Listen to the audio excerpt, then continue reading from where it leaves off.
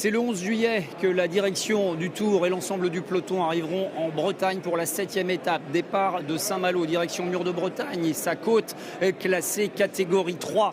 Le Tour sillonnera ensuite le pays de Dinan, cher à Bernard Hinault, dernier vainqueur français d'un Tour. C'était en 1985, l'occasion de souffler 40 bougies. Lui aurait eu 100 ans en 2025. C'est depuis la commune de Louison-Bobet, Saint-Malgrand, que s'élancera la 8e étape, direction Laval, le 12 juillet.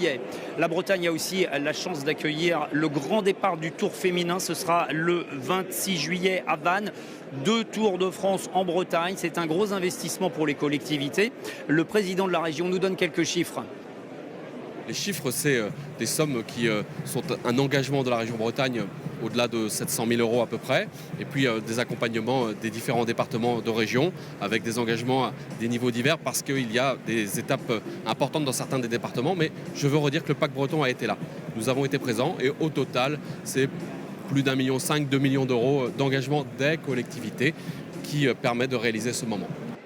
Vannes-Plumelec, l'arrivée de la première étape de ce Tour féminin se fera précisément au sommet de la côte de Cadoudal, 1 km 700 à plus de 6%. Audrey Cordon-Rago la connaît bien. Il va falloir s'en méfier parce que c'est vrai que c'est réputé plutôt pour les punchers, mais je pense qu'on est en début de tour et que les filles seront encore fraîches et qu'on pourrait voir s'imposer une sprinteuse aussi. Donc il va y avoir de la bagarre, c'est sûr, parce que c'est un sommet mythique. Et même s'il n'est pas très haut, il fait très mal aux gens, mais il y aura énormément de public, donc ça va être un moment très spécial.